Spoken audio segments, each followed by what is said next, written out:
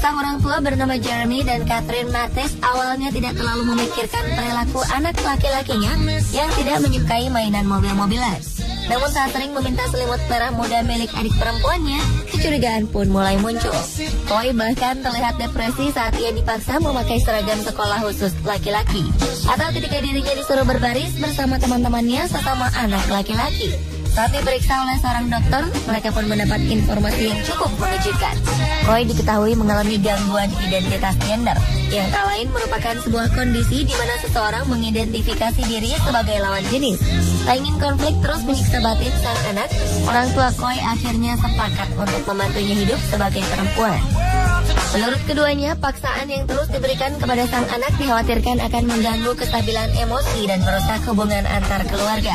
Jadilah kini Chloe hidup sebagai seorang gadis cilik yang cantik. Disinilah awal dari perjuangan lainnya harus ditempuh, karena keluarga Chloe kini harus terlibat perseteruan hukum dengan distrik sekolah di kota Fountain. Adapun fokus utama yang dibahas adalah hak Chloe Fountain dalam menggunakan toilet anak perempuan, toilet minum, atau toilet yang terletak di unit kesehatan sekolah. Selain itu, kedua orang tua Chloe pun mengadukan sekolah tempat anaknya belajar atas dugaan pelanggaran terhadap undang-undang anti-diskriminasi. Sejak muncul persoalan dengan penggunaan toilet di sekolahnya, Chloe yang kini berusia 6 tahun pun memilih untuk belajar di rumahnya.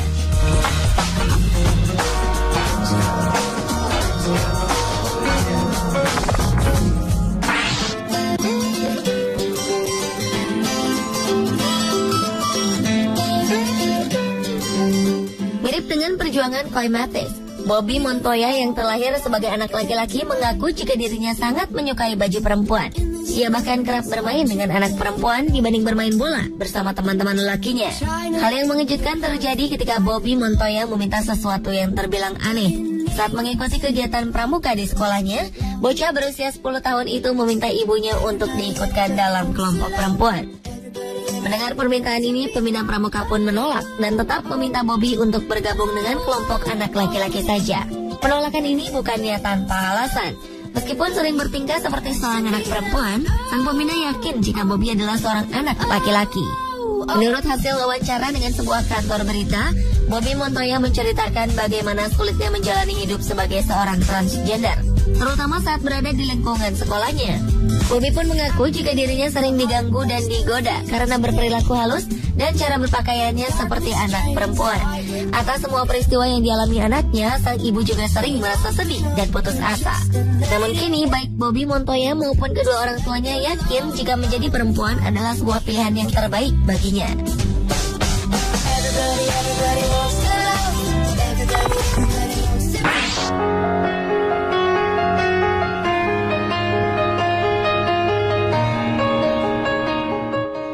Seorang anak berusia 6 tahun secara resmi mengubah namanya menjadi Tyler sejak 18 bulan yang lalu.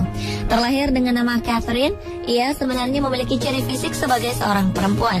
Namun sejak berusia 2 tahun, ia menyatakan diri kepada orang tuanya jika dirinya adalah seorang anak laki-laki. Kedua orang tua Tyler, Jane dan Stephen, sebenarnya sudah mengetahui kelainan ini sejak lama. Tyler tampak tidak mau memainkan mainan kakaknya yang kebanyakan berupa boneka dan mainan anak perempuan lainnya. Orang tua Tyler awalnya tidak terlalu mempedulikan ocehan sang anak. Mereka berpendapat jika Tyler hanyalah seorang anak perempuan yang memiliki kecenderungan untuk bersifat tomboy. Setahun kemudian, Jane mulai mengenalkan anaknya itu tentang bagaimana anatomi tubuh manusia, serta perbedaan antara laki-laki dan perempuan. Kepadanya, Jane lalu meyakinkan jika Tyler adalah seorang perempuan. Penjelasan Jane rupanya malah membuat Tyler kebingungan. Ia menanyakan bagaimana sang ibu telah mengubahnya menjadi seorang perempuan, padahal ia yakin jika sebelumnya dirinya adalah seorang laki-laki. Sejak saat itulah ia ingin agar semua orang mulai memanggilnya dengan nama Tyler. Ia pun mulai membuang semua pakaian perempuannya dan hanya mengenakan pakaian anak laki-laki saja. Kepada setiap orang yang menanyakan identitasnya, Tyler dengan mantap mengatakan jika dirinya bukanlah seorang transgender, melainkan murni seorang laki-laki.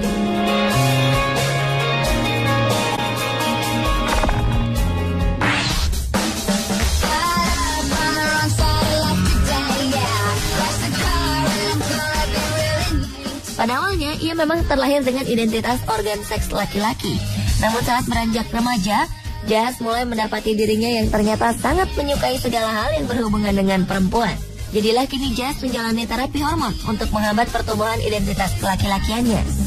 Dalam wawancara, Jazz Jennings sebenarnya mulai merasakan kelainan ini sejak berusia 7 tahun.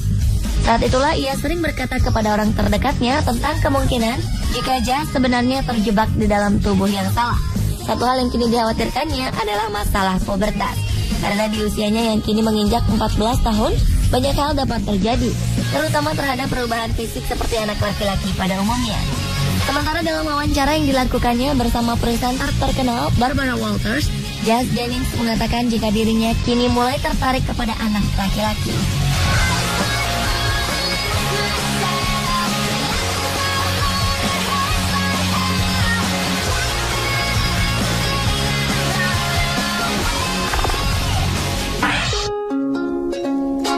Sitting at the coffee table where you're reading Kierkegaard. Perlakuan tak menyenangkan sering dialami Harriet Cunningham sejak dirinya masih sangat kecil. Harriet yang kini menginjak usia 11 tahun kerap menerima perlakuan diskriminatif baik saat bermain maupun ketika dirinya bersekolah. Berbagai macam ejekan dari teman sebaya sering ia dapatkan karena penampilan dan gayanya yang saat itu dianggap aneh. Harriet Cunningham lahir sebagai seorang anak laki-laki. Namun sejak tahun 2012 lalu, ia secara resmi mengganti nama dan jenis kelamin di dalam akta kelahirannya. Meski secara biologis ia masih dapat dikatakan sebagai seorang anak laki-laki, namun Harriet berkeras agar dokumen pribadinya dapat mencerminkan kepribadian yang sebenarnya. Pada awalnya, organ seks Harriet memang tidak berkembang dengan normal hingga usianya mencapai 3 tahun. Kelainan yang dalam istilah medis dikenal dengan sebutan gangguan identitas gender ini membuat Harriet harus merasakan hidup dalam tekanan dan stres yang berkepanjangan. Meski begitu, sang nenek Kathy Dickens mengatakan jika sebenarnya Harriet memiliki kepribadian yang kuat dan tegar. Karena setiap kali ia diejek teman-temannya, Harriet selalu membalas ejekan-ejekan tersebut. Melihat kegigihan sang cucu dalam mempertahankan keyakinannya, nenek Harriet mulai mengambil langkah serius. Bersama cucunya, ia kini memulai sebuah kampanye untuk menghapuskan kolom jenis kelamin dari akte kelahiran. Tak tanggung-tanggung, petisi yang ia buat ditujukan kepada menteri dan anggota parlemen Comox di British Columbia. Belum diketahui bagaimana reaksi pejabat pemerintah terkait hal tersebut. Namun, petisi yang ia buat rupanya mendapatkan banyak dukungan dari mayoritas masyarakat Kanada.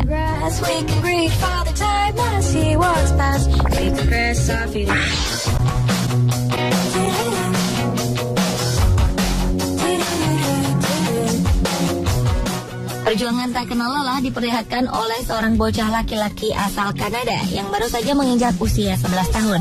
Pada tahun 2013, Ron Kaufman muncul ke hadapan publik dan menyatakan diri sebagai seorang transgender. Pernyataan ini ikut didukung oleh sang ibu Wen Kaufman yang mengatakan jika anaknya itu selalu bersemangat untuk menunjukkan jati dirinya sejak masih berusia 4 tahun. Sejak kecil, Ron Kaufman memang diidentifikasi sebagai seorang perempuan. Namun seiring bertambahnya usia, Ren mulai memperlihatkan kesukaannya untuk memakai pakaian anak laki-laki. Kepada sang ibu, Ren bahkan menanyakan tentang kemungkinan dirinya berubah menjadi seorang laki-laki. Melihat hal ini, keluarga Ren kemudian membawanya untuk berkonsultasi dengan seorang psikiater. Namun setelah melalui beberapa sesi wawancara, psikiater tersebut berusaha meyakinkan agar keluarga Ren mau menerimanya sebagai seorang anak laki-laki. Sejak saat itulah Ren merasa lebih bahagia dengan keadaannya. Ren pun kini memiliki cita-cita sebagai seorang psikolog, agar dirinya kelak dapat membantu anak-anak dengan masalah yang sama dengan yang ia alami.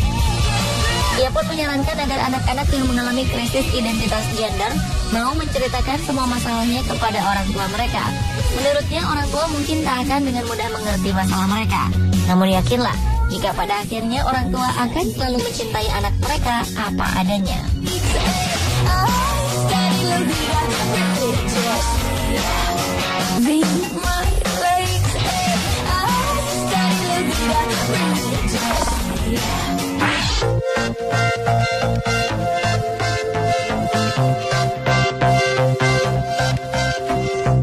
Dari sekian banyak kasus transgender pada anak-anak, mungkin Luana lah yang berhasil mendapatkan kesempatan menjadi transgender pertama dan termuda di Argentina.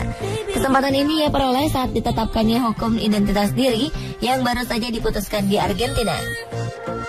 Dalam peraturan terbaru, setiap orang diperbolehkan untuk mengganti identitas diri yang meliputi nama maupun jenis kelamin. Atas kesempatan ini, Gabriela yang tak lain adalah ibu dari Luana, kemudian mengirimkan surat kepada Daniel Scioli yang menjabat sebagai Gubernur Buenos Aires. Kepada sang gubernur, ia mengatakan kondisi anaknya yang terlahir sebagai laki-laki yang memiliki kecenderungan berperilaku sebagai seorang perempuan. Pada awalnya pemerintah menolak permintaan ini, namun di saat yang bersamaan dukungan pun muncul dari berbagai organisasi penggiat hak anak. Di antaranya adalah Sekretariat Anak-anak, Pemuda dan Keluarga yang dengan gigih berusaha memperjuangkan hak Luana ke tingkat dunia. Atas usaha ini, pemerintah Argentina pun luluh dan setuju untuk membahas masalah ini ke tingkat yang lebih serius. Hingga pada akhirnya Luana diperbolehkan untuk mengganti nama maupun jenis kelaminnya pada kartu identitas dan sertifikat kelahiran.